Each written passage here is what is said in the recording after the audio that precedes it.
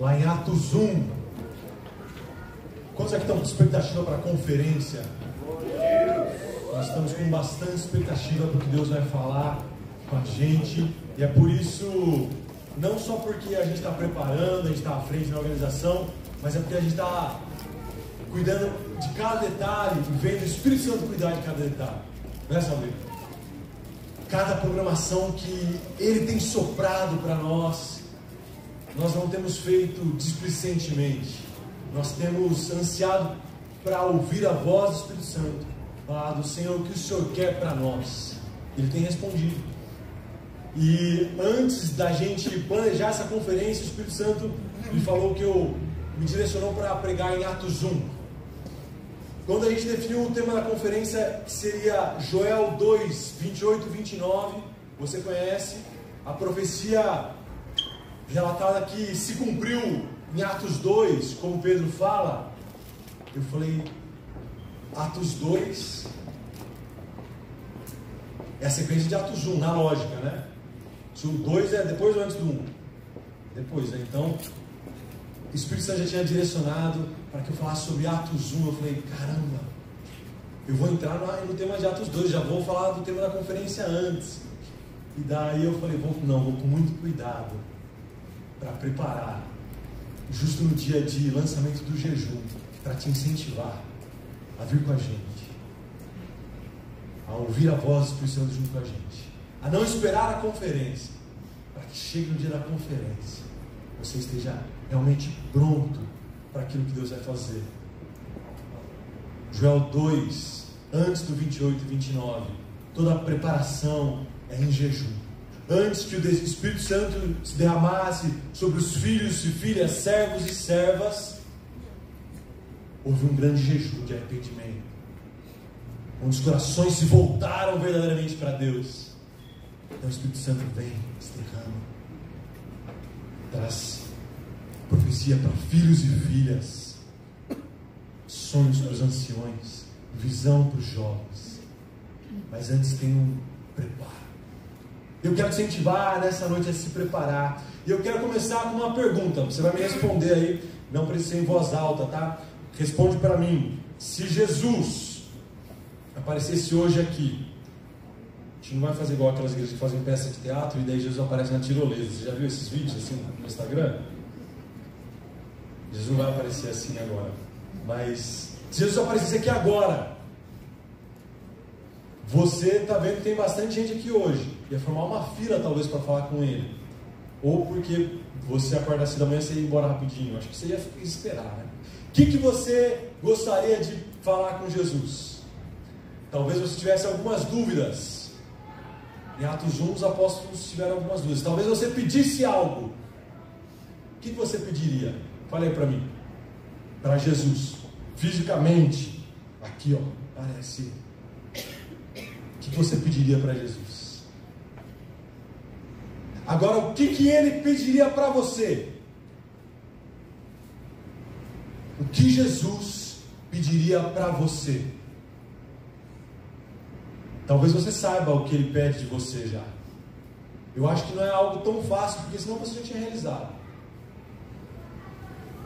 Todos nós sabemos de várias coisas que Jesus quer da gente. Da nossa vida, do nosso comportamento, da nossa vida devocional, do nosso comportamento como família, como trabalhadores, como servo dele. Você sabe o que ele espera de você? Deus sempre pediu algo aos seus chamados. Desde Adão. Adão, cultive e guarde o jardim, nomeie os animais. Noé, construa uma arca. Abraão, sai da tua terra e da tua parentela, que eu te abençoarei. E você será uma bênção. Às vezes, nós somos marcados, enquanto evangélicos, aqueles que pedem bastante a bênção. Mas quantos são aqueles que ouvem a voz do Espírito Santo para ser um abençoador? Então, eu quero te convidar, nesta noite, a pensar algo e a ter certeza de algo que Jesus pediu para você. Se você não soube responder algo até agora, eu vou te deixar com algo que Jesus pede para você nessa noite. O tema dessa palavra hoje é olhando para o céu, eu olho para a cidade. Ia ser, pare de olhar para o céu. Mas para de olhar para o céu não é uma verdade. Você vai entender ao longo da mensagem. Então você pode orar por mim antes da gente ler? Feche os olhos.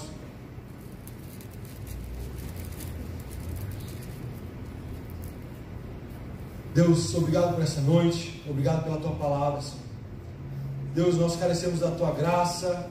Carecemos, Senhor, do poder do teu Espírito Santo falando, Senhor, através da tua palavra, Jesus. Ah, como nós precisamos do Senhor agindo em nossos corações, Senhor. Não sou nada sem o Senhor, nós não somos nada sem o Senhor. Então derrama o teu Espírito, quebrando toda barreira, todo sofisma na mente, todo dominador de mente, Senhor, para que a tua palavra caia em terra fértil e venha frutificar, Senhor Jesus.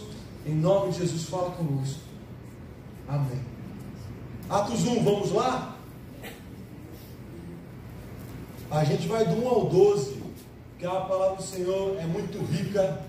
Então, como é um versículo longo, se concentra aí, não se perde não. Vamos lá? Atos 1, a partir do 1. Em meu livro anterior, Teófilo, escrevi a respeito de tudo o que Jesus começou a fazer e a ensinar, até o dia em que foi elevado ao céu, depois de ter dado instruções por meio do Espírito Santo aos apóstolos que havia escolhido. Depois do seu sofrimento, Jesus apresentou-se a eles e deu-lhes muitas provas indiscutíveis de que estava vivo. Apareceu-lhes por um período de 40 dias, falando-lhes acerca do reino de Deus. 4. Certa ocasião, enquanto comia com eles, deu-lhes esta ordem: não saiam de Jerusalém, mas esperem pela promessa de meu Pai, da qual lhes falei. Pois João batizou com água, mas dentro de poucos dias vocês serão batizados com o Espírito Santo. Então os que estavam reunidos lhe perguntaram: Senhor, é neste tempo que vais restaurar o reino de Israel?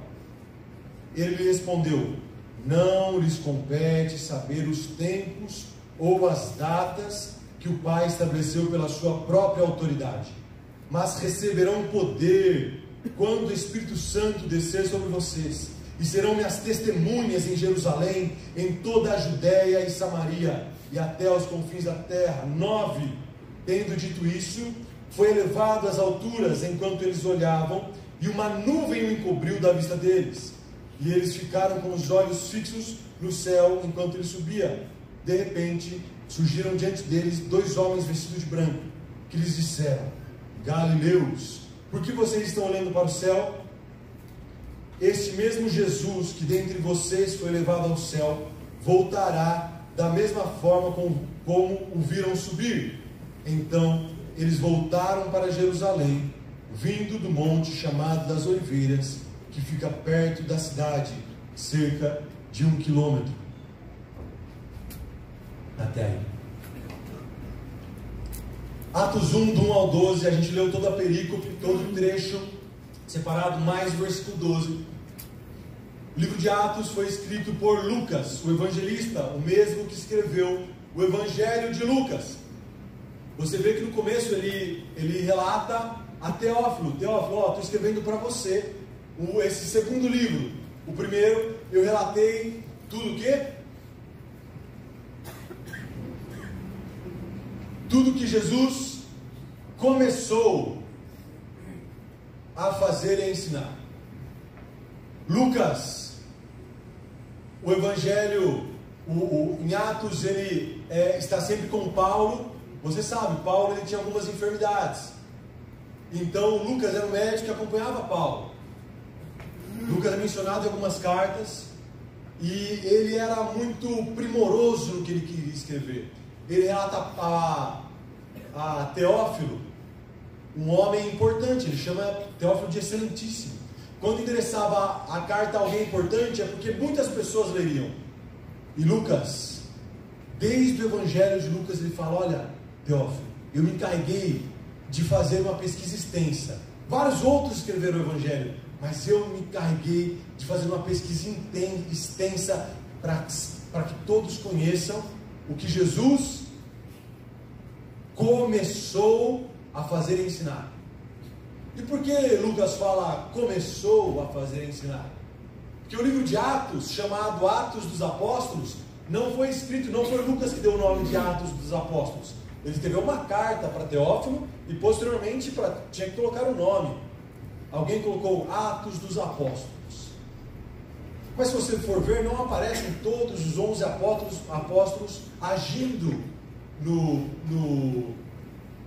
em várias histórias. Alguns aparecem mais, outros menos. Algumas pessoas que eu vi falam assim, o melhor seria Atos do Espírito Santo, através dos discípulos de Cristo, realizando o que Jesus começou na história do Evangelho, mas que continuou através dos discípulos, dos quais os apóstolos eram parte, mas eu e você também alguns somos. Atos dos discípulos de Jesus, cheios do Espírito Santo. A Bíblia fala que Jesus ensinou os discípulos direcionado pelo Espírito Santo. Se Jesus era direcionado pelo Espírito Santo, quanto mais eu e você, quanto mais nós precisamos ser direcionados por Ele. Então eu quero que você tenha consciência que o que Jesus começou a fazer e ensinar continua através da minha e da sua vida. Você crê nisso? Amém? Nós cremos nisso. Vamos para frente. Ele começou a fazer o quê? A fazer e a ensinar. Jesus, a Bíblia fala que Jesus ensinava com autoridade. E essa autoridade vinha do céu, de Deus. Mas não só porque ele ensinava, mas porque ele fazia. Ele fazia atitude. Uma igreja que só ensina, só fala, o mundo está cansado. Igreja, eu falo pessoas, tá? Igreja, ela não age enquanto parte organizacional.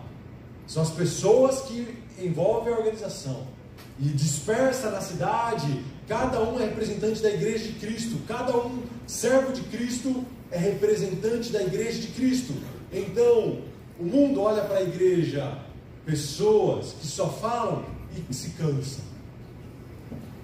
O que toca o mundo, o reino de Jesus, que ele veio ensinar, é aquilo que ele faz, é um reino de atitude, que transforma a minha e a sua vida no que nós fazemos. Jesus fazia, não só falava, mas Jesus falava com autoridade porque ele fazia.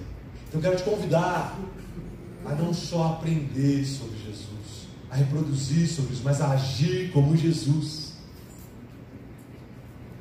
Então o primeiro ponto que eu quero te dizer, o que Jesus espera de você, é purificação. Uma vida com Jesus é um encontro com Jesus, é um encontro que primeiramente nos purifica. Jesus, primeiro então, ele começou a fazer, ensinar que o quê? Que o reino de Deus chegou. Ele fala a respeito do reino, ele começa a explicar o que era o reino de Deus. E para a gente que nós vivemos uma democracia hoje, a gente conhece alguns reinos, mas naquela época o reino era muito comum. Eles ansiavam por um reestabelecimento do reino político de Israel. Israel não tinha mais um rei. Eles eram dominados pelo Império Romano. Eles eram afligidos por altos impostos, por corrupção, por ser jogados de lá para cá. Mas isso só aconteceu em Joel, você sabe, em Joel 1, se você quiser na sua casa durante a semana, por causa do pecado do povo. O povo pecou. E longe de Deus, a aflição veio sobre eles, para que eles entendessem que é perto de Deus, que é o lugar deles. Então as pessoas precisam sofrer para entender que é ao lado de Jesus que ela precisa. Israel sofreu muito e ansiaram por um Messias, pelo reino restabelecido, o reino político, onde César não fosse mais o governante, mas havia um Messias da ordem de Davi, que seria justo. Então aparece Jesus, anunciado por João, que você lê, do 1 ao 5, Jesus fala que João começou a anunciar esse reino. E Jesus continuou. E João, quando anuncia o reino, ele começa a batizar, apontando para uma nova realidade. João, muito provavelmente, ele tinha influência de um grupo religioso que tinha se afastado do templo, tinha ido ao deserto e ensinava uma purificação chamada essênios. Eles tinham, historicamente, se você for procurar, os essênios, eles tinham uns tanques batismais, onde eles entendiam que a água era um elemento de purificação. Imagine você, em um lugar desértico, o quanto de sujeira ficava nas roupas, nas vestes, nos pés.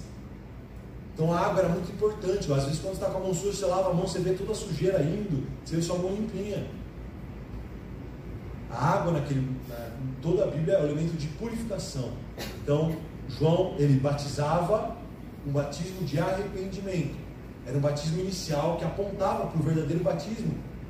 E ele fala, Lucas, lá nos primeiros capítulos de Lucas, ele fala: eu batizo com água, mas virá aquele que batizará com o Espírito Santo. E as pessoas falam: João, o que a gente faz? Então, se você for ver lá nos primeiros de Lucas, João, o que a gente faz? João fala: olha, quem tiver 2 túnicas, reparta. Se contente com o seu salário, não sejam corrompidos. Ele ensinou algumas dicas para as pessoas a viverem melhor, viver eticamente, viverem moralmente. Mas João sabia que isso não bastava.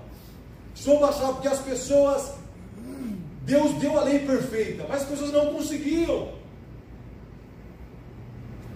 Ninguém conseguia eles achavam a lei boa, mas ninguém conseguia. Todo mundo queria olhar só para o seu estômago. Eu vou dar uma segunda túnica, se o outro não trabalha, depende de bolsa aí, eu não vou compartilhar a túnica não. Meu salário não está bom, nunca está bom. Quero mais.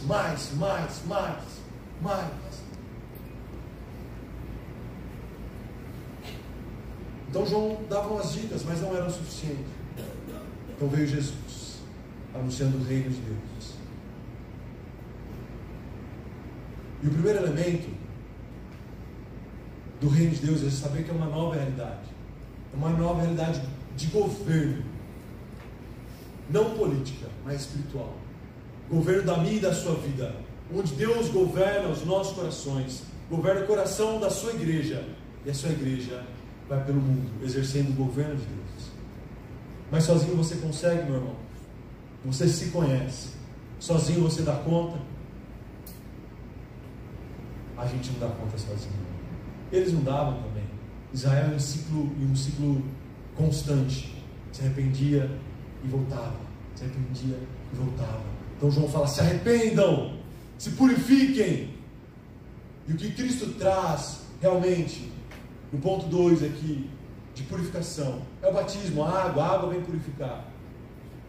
E a gente, como crianças que não gostam de banho, se você tem experiência de dar banho em criança, você sabe que às vezes não é muito fácil, né? A criança correu o dia inteiro, está com o pé sujo, o couro cabeludo suado. Não quero parar de brincar, Não precisa de banho. Mas se eles vão para a cama sai de lençol todo sujo. Daí quando a criança for deitar limpa, ela se suja de novo.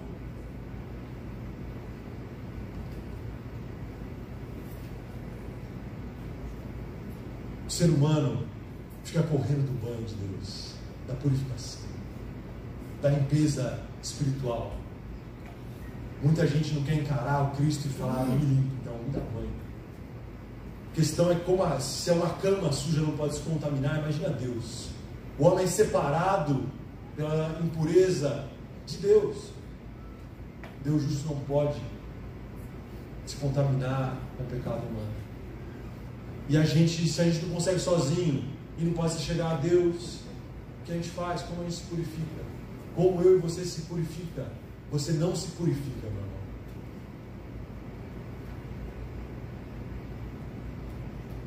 É Deus que vem do céu, pisa nesse chão, morre na cruz, fala: está pago,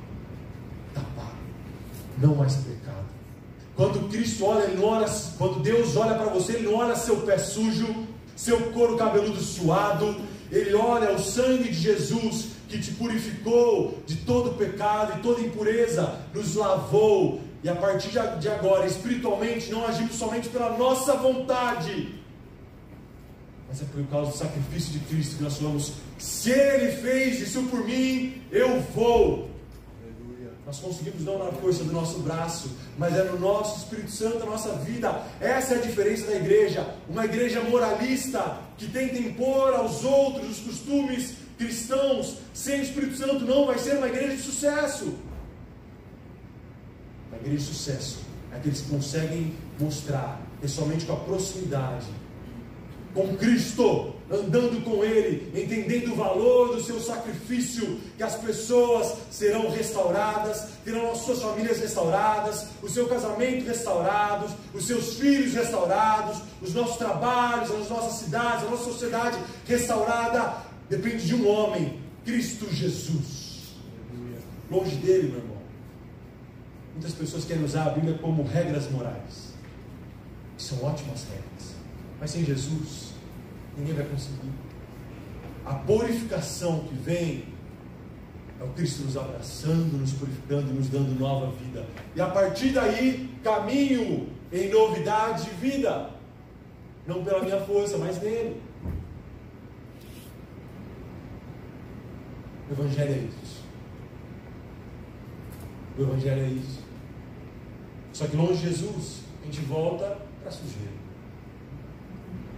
Quantas vezes a gente vê uma igreja esquecendo de Jesus, preferindo caminhar o seu caminho, com as nossas palavras, o jeito que a gente trata a nossa esposa, o nosso marido, o jeito que a gente fala do nosso chefe, fala da liderança da igreja, fala do nosso irmão da igreja, fala das tias da classinha, fala do nosso colega de trabalho, age no trânsito,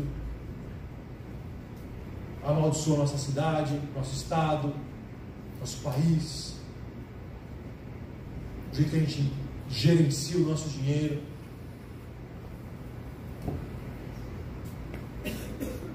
Jesus quer uma igreja limpa, santa, pura.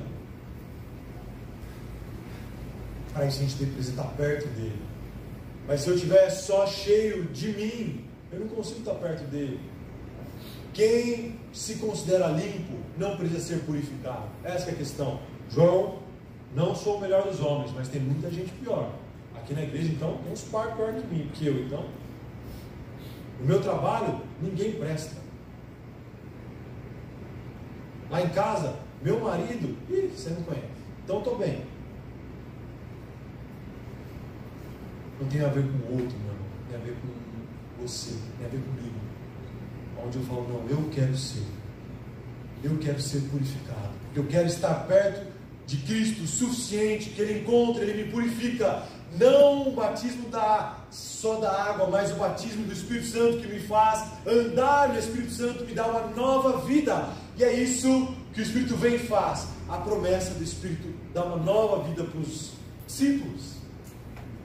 Aqueles discípulos que na primeira vez que Jesus os deixa, porque morrem, fogem, negam a Jesus, se escondem, amedrontados, vão ser provados novamente lá na frente.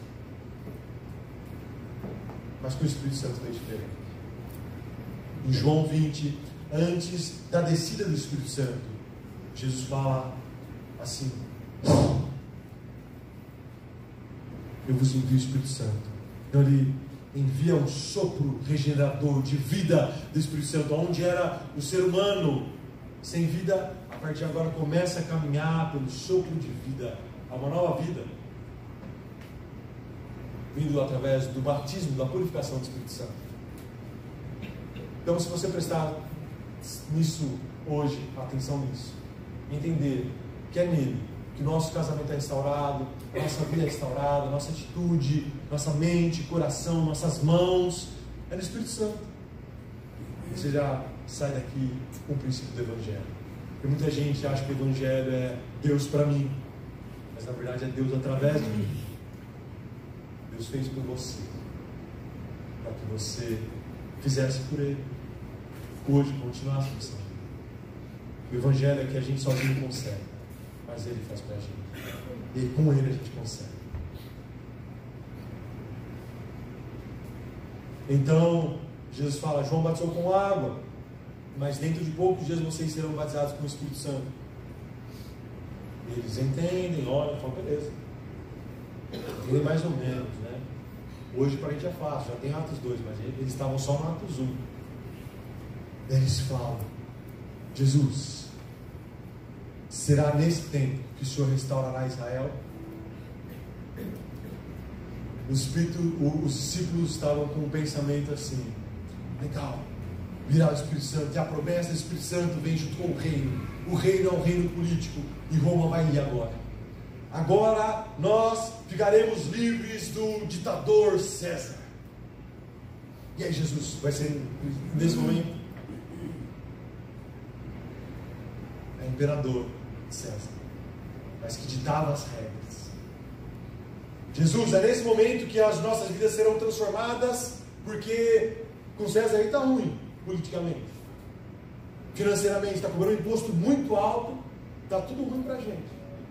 Ele coloca as leis deles, ele coloca os líderes religiosos deles, ninguém suporta mais aqueles líderes religiosos no templo. Jesus, e agora? Vai ser, é agora que você vai consolidar o reino de Deus? Para nós, o reino para nós, é esse? É agora? Jesus fala assim, responde, não lhes compete saber o tempos ou datas que o Pai estabeleceu pela minha própria autoridade, mas vocês receberão poder para serem minhas testemunhas em Jerusalém, em Judeia, Samaria e até os confins da terra. O que Jesus estava dizendo é o quê?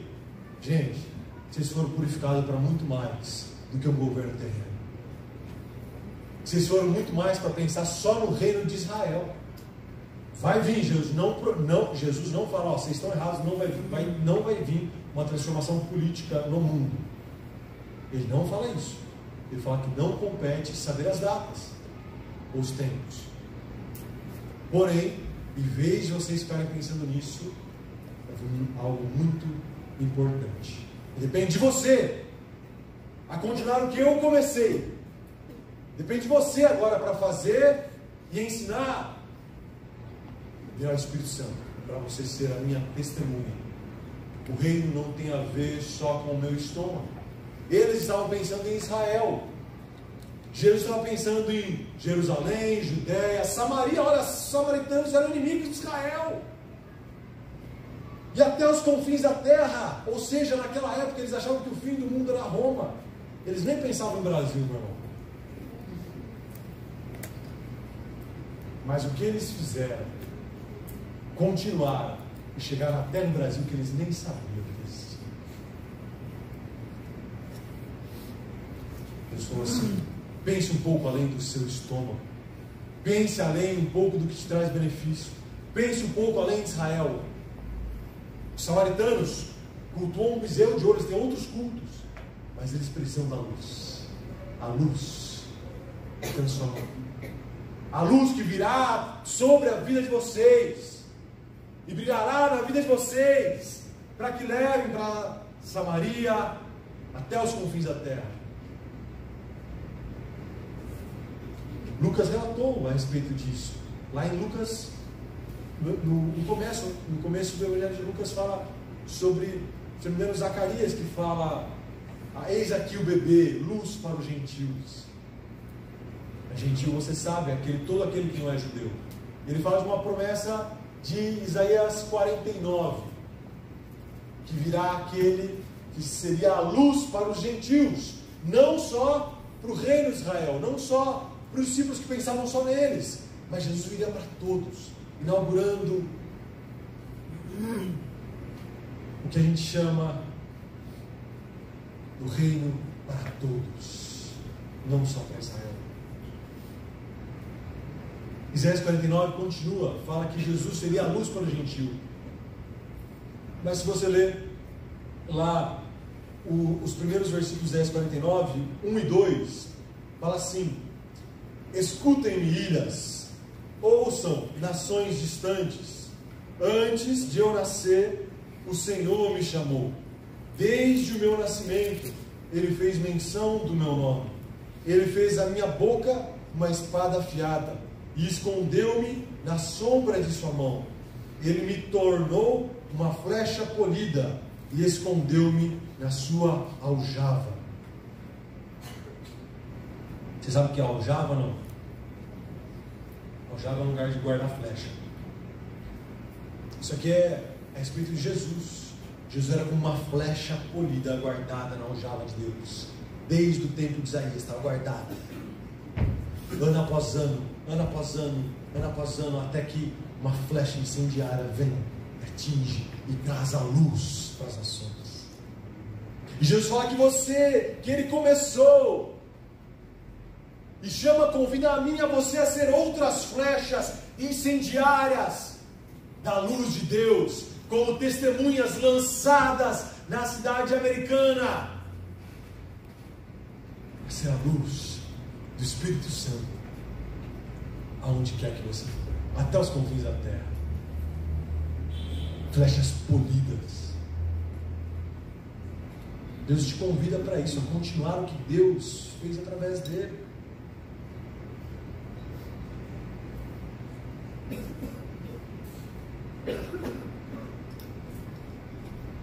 A questão é que a gente acha ocupado demais, nossos problemas são grandes demais, às vezes, para entender o que Jesus quer da gente.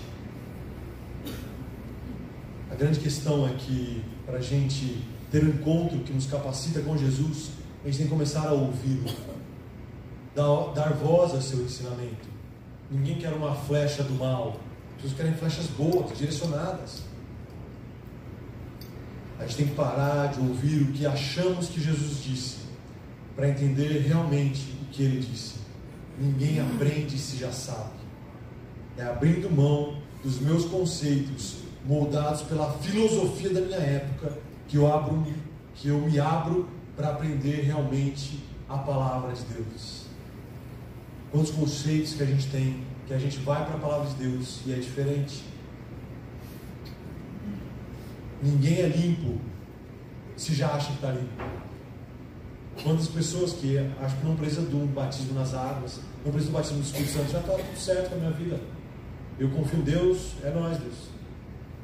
Eu lá, aqui eu sigo a minha vida, eu tenho um relacionamento com Deus, não preciso também porque não tenho santificação na minha vida, eu tenho que falar de Deus mesmo. Não, eu quero declarar, quero ser purificado, ter um relacionamento com Deus. Mas também ninguém aprende se já sabe. Quantos homens e mulheres já acham que o conhecimento é suficiente, não se dedicam a aprender mais Jesus, a ouvir a Jesus no seu dia a dia, a ouvir a palavra de Deus.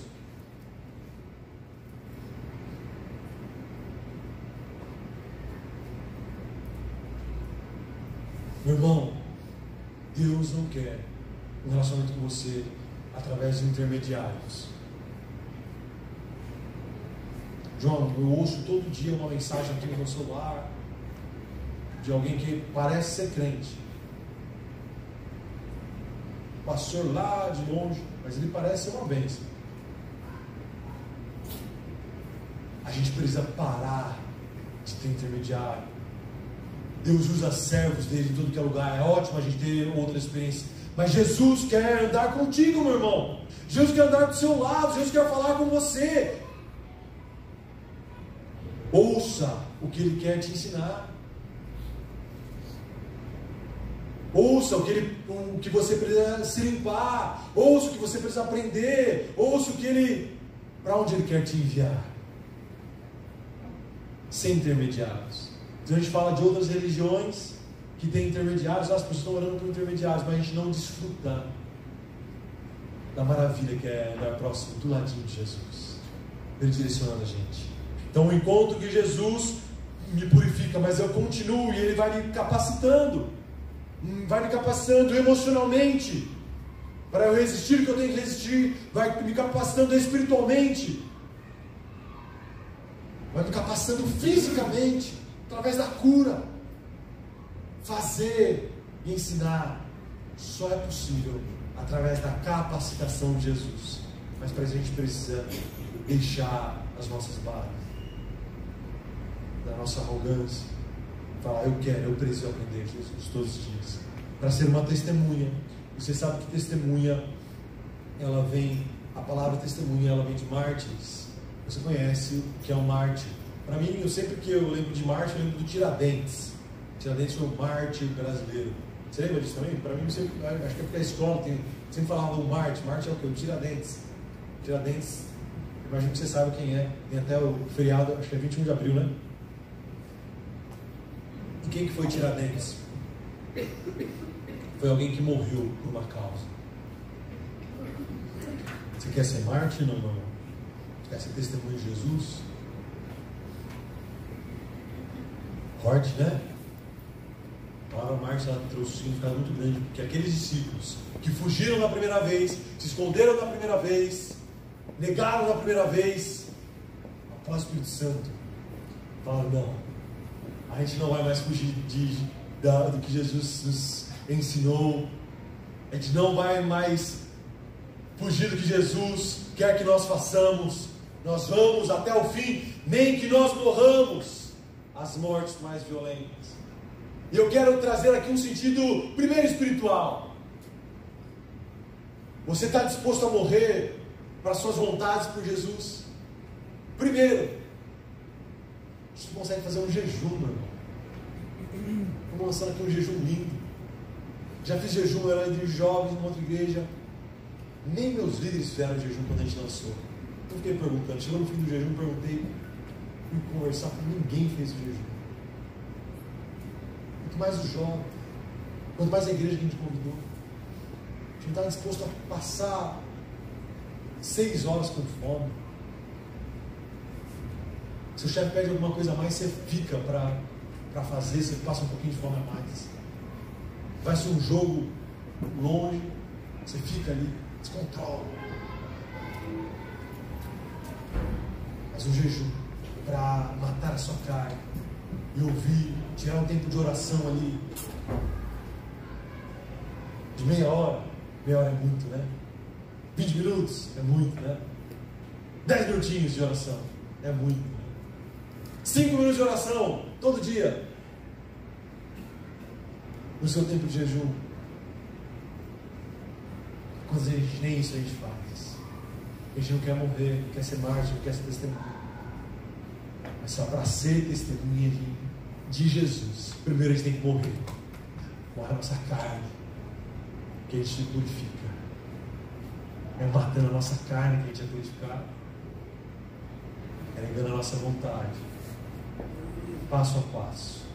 A gente vai ser testemunhas, flechas incendiárias, enviadas da mão de Deus, porque Ele nos guarda para a sua missão. E assim como Jesus, no tempo certo, veio. Jesus no tempo certo, Ele tem para aquilo que Ele te chama. Você crê nisso ou não? Ele te chama para ser testemunha dEle.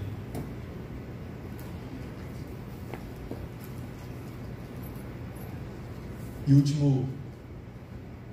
a última questão do encontro de Jesus proporciona para a gente hoje primeiro, o encontro com Jesus nos purifica. Já teve convicção que o encontro com Jesus te purifica? Você sabe aonde Jesus precisa te purificar já ou não? Segundo, o encontro com Jesus nos capacita. Você quer a capacitação de Jesus? E o último é o encontro. Não, capacita era o outro, né? Eu falei a mesma coisa? O encontro com Jesus.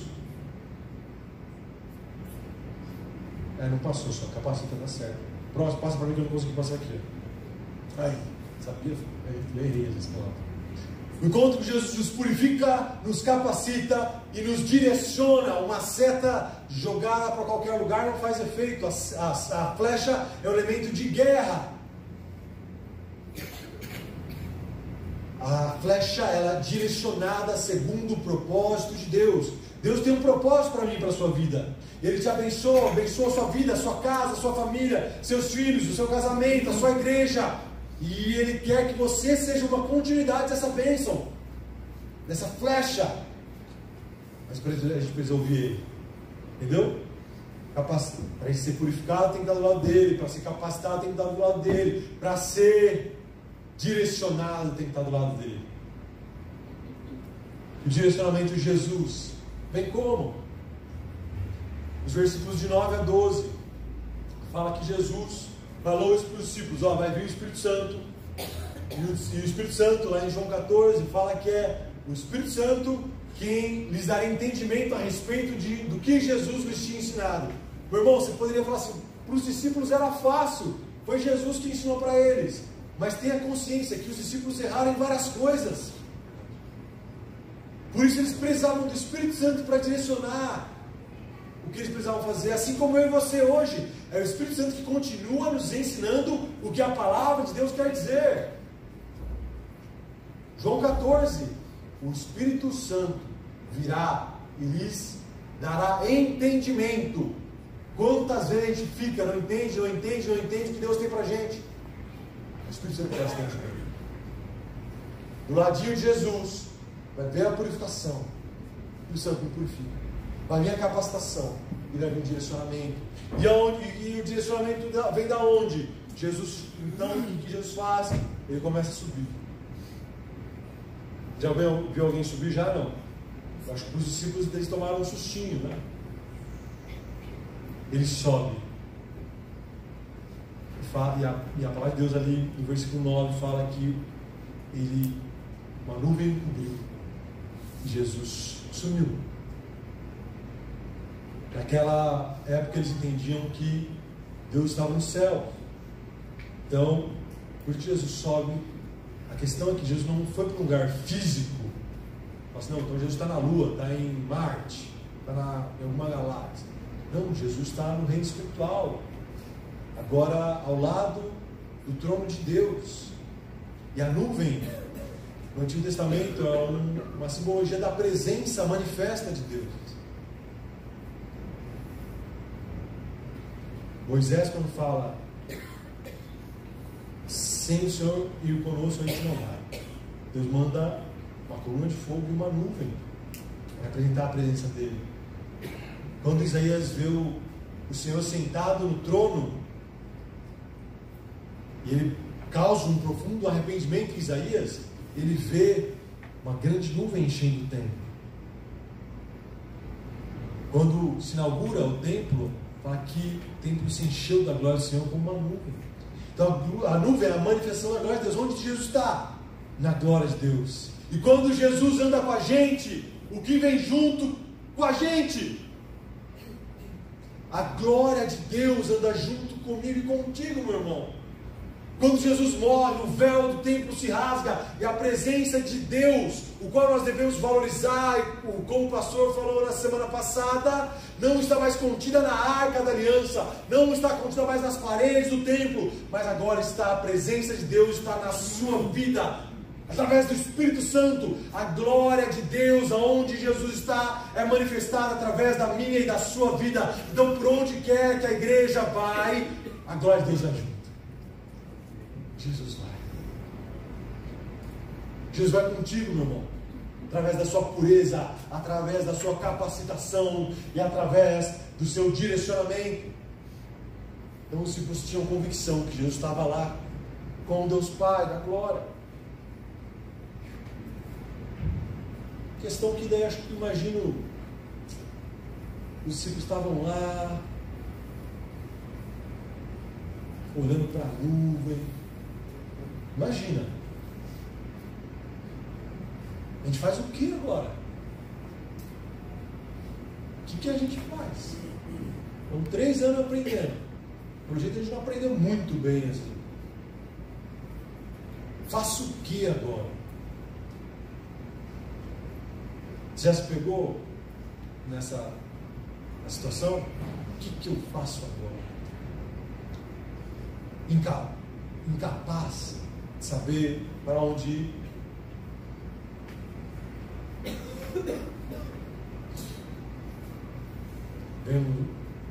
Lucas relata que vemos homens com vestes diferentes. Essa é a forma que Lucas relata para descrever os anjos. Lucas, os dois homens falam assim: olha, para de olhar para o céu. Por que vocês estão olhando para o céu? Está olhando para o céu por quê? Estão perdidos? Da mesma forma que ele foi, ele virá. Vocês sabem que ele virá. Ele prometeu, ele virá. Então a palavra de Deus fala que eles voltaram para Jerusalém. Saíram do Monte das Oliveiras. Era bem pertinho. Depois você procura lá no seu celular aí. Distância do Monte das Oliveiras para Jerusalém. Tem uma foto daquele, eu pesquisei o nome, eu esqueci. Domo Dourado, sabe? Vocês conhecem a imagem de Jerusalém, o Domo Dourado, onde tem uma mesquita, aquilo ali é uma mesquita, onde tem o Domo da Rocha. O Monte das Oliveiras é bem pertinho, de longe do monte, assim dá para ver o Domo Dourado. E é bem perto onde era o Monte do Templo. E eles descem e vão para Jerusalém. Eles voltam. E Lucas, se eu não me engano, 24, que é o último capítulo de Lucas, eles falam que eles voltaram adorando e alegres no Senhor. Eles talvez não sabiam muito bem o que fazer, mas conscientes que Jesus estava com eles e que havia uma promessa do Espírito Santo que os acompanharia, eles desceram alegres pelo que o Senhor faria. Eu posso não saber muito bem o que vai acontecer daqui para frente. Jesus, eu me formei, não sei o que fazer. Jesus, no meu trabalho agora não sei muito bem uma situação que vou fazer. Jesus, com meu marido, com minha esposa, com meu filho, eu não sei muito bem o que fazer. Mas eu vou te adorar e vou me alegrar, porque eu sei que o Senhor vai comigo. A convicção da presença de Deus e a convicção que é Ele nos está direcionando gera adoração na nossa vida e gera alegria, mesmo incerteza, porque os discípulos foram direcionados para a cidade de Jerusalém, que matou Jesus. O que ela fará com seus discípulos?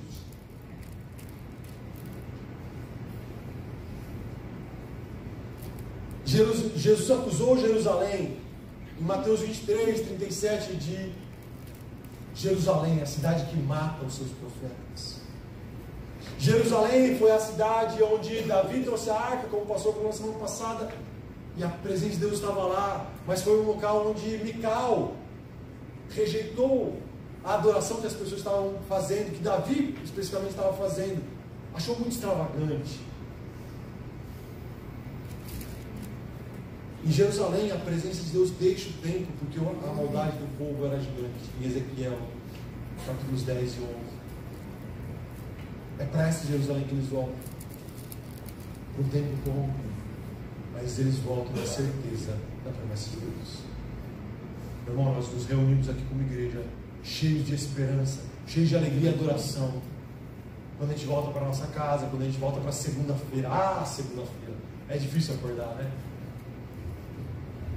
Eu falo, se eu estivesse com os discípulos ali no Monte das Oliveiras, quando Jesus chamou para orar, e os discípulos dormem, eu com certeza dormiria. Não condeno os discípulos. Nossa, que absurdo. Com Jesus eles dormiriam, eu dormiria.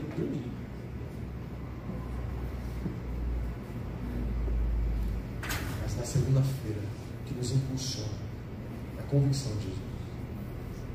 Mesmo que eles nos persigam por causa dele, mesmo que rejeitam a ele, mesmo que... Você sabe onde é a sua Jerusalém? Você sabe onde é a sua Jerusalém? Porque Jerusalém carecia da glória de Deus. Apesar do templo, Jerusalém carecia da glória de Deus. Assim como a Judéia, a Samaria e os confins da terra careciam da glória de Deus. E aonde os discípulos foram, a glória de Deus foi junto. Aonde é a sua Jerusalém? Aonde precisa a manifestação da glória de Deus? Aonde precisa a luz de Cristo brilhar? Aonde precisa da purificação? Aonde precisa da capacitação? Aonde precisa do direcionamento de Jesus? Que Jesus está te enviando como flecha. Os discípulos olharam para o céu, mas foram direcionados a olhar para a cidade. É isso que Jesus tem para a nossa geração.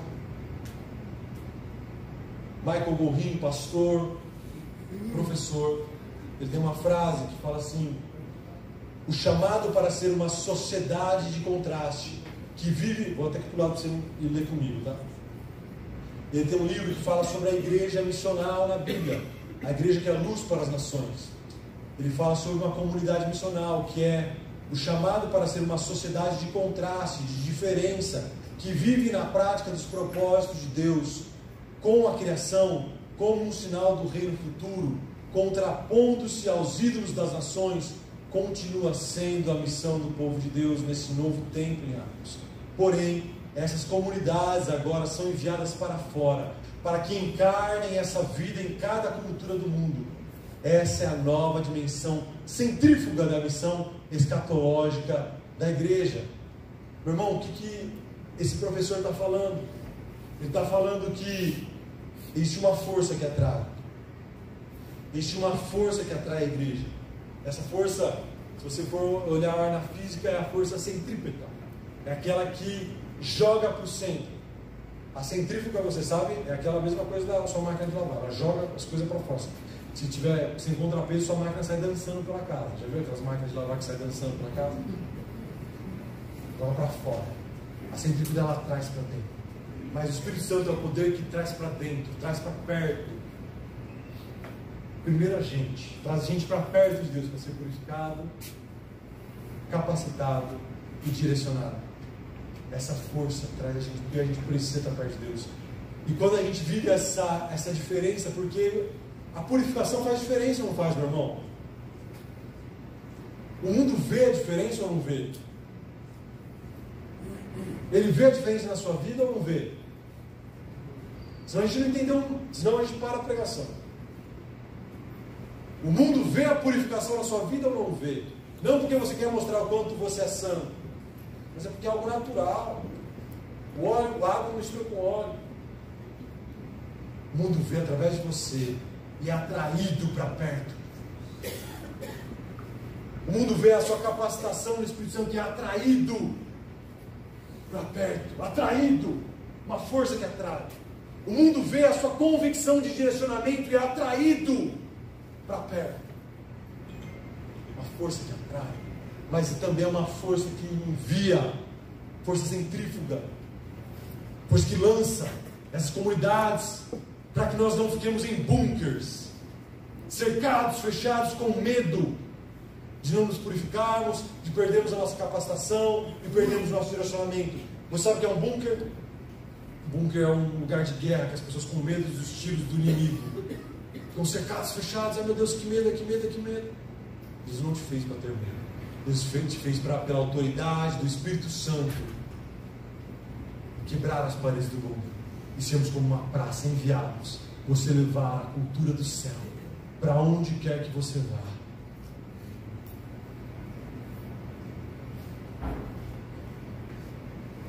É olhando para o céu.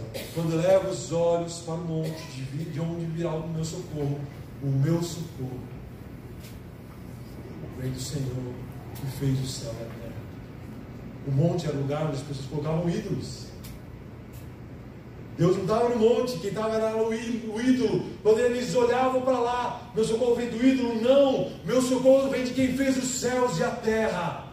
Eu deixo de olhar para o monte, eu sigo. Eu sigo. Porque Jesus não é meu ídolo. Jesus não é meu guru que me dá uma dica do que fazer. Jesus é meu Senhor e meu Deus, dono da minha vida, aquele que me pede a minha vida para viver para Ele. Marte, disposto a morrer, eu me entrego por Jesus. Eu sou enviado. Sua família vai ser uma diferença, meu irmão, nessa sociedade. Seus filhos vão ser uma diferença na sociedade. Seu casamento será aquele. E a sua mesa será aquele que as pessoas entenderão o porquê que através de Abraão todas as famílias da terra serão benditas.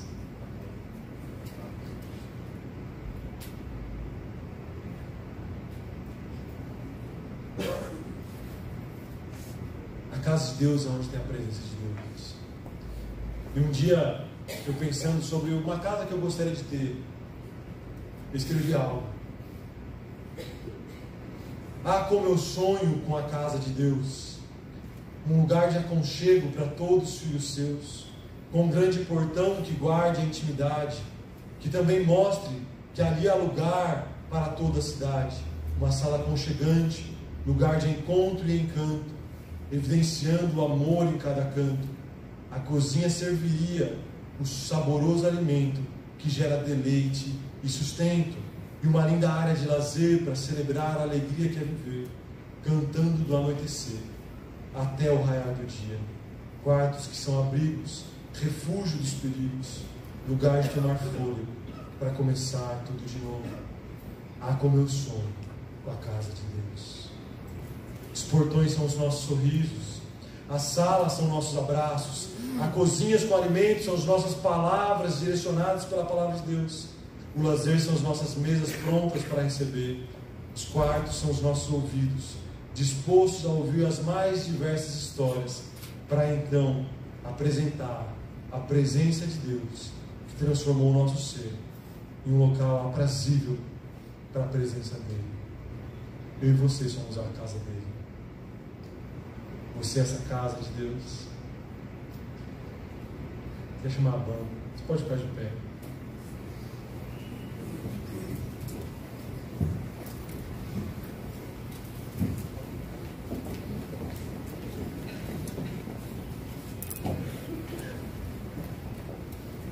Eu quero que você saia com a convicção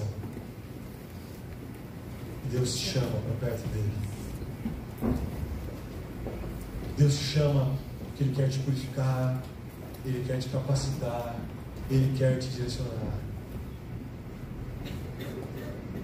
Não deixe para outro dia, não deixe para outra semana, não deixe para começar o seu jejum no próximo jejum, não deixe para outra conferência.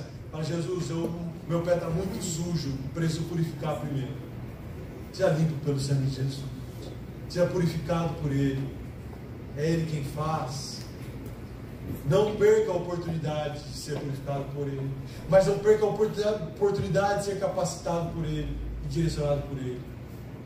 Escolha caminhar com Jesus no seu dia a dia. Escolha ser lugar para a presença dEle. Escolha ter sorrisos que revelem que a presença de Deus chama a todos. Escolha ter abraços que revela que é na presença de Deus que há verdadeiro consolo. Escolha ter conversas que revelem a palavra de Deus.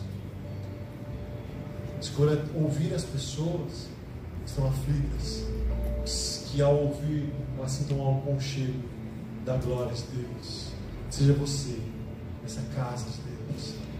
Olhe para o céu, mas também olhe para os problemas da cidade. Você é uma flecha na mão de Deus. Feche os olhos, quero orar por você. Senhor Jesus, obrigado, Senhor, pela Tua palavra. Obrigado, Senhor, por tão grande salvação.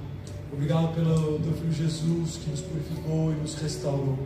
O Senhor nos chamou um dia para uma nova vida. E Deus, nós queremos realmente viver essa nova vida. Nós não queremos, Senhor, igual aquele primeiro encontro que os discípulos fugiram. Deus, nós queremos, Senhor, a hora que nós saímos daqui, ter convicção, Senhor, que é o Senhor quem continua nos purificando, é o Senhor quem continua nos capacitando, é o Senhor quem continua nos direcionando. Então envia-nos de volta para as nossas Jerusalém, Senhor. Mesmo, Senhor, que soframos repreensão, mesmo que soframos preconceito, recriminação, e ainda assim, que mesmo que Jerusalém nos expulse e nós fomos para onde iremos, nós temos a convicção que é o Senhor que nos está enviando para a Judéia, Samaria, até os confins da terra. Nós recebemos, Senhor, eis-nos aqui.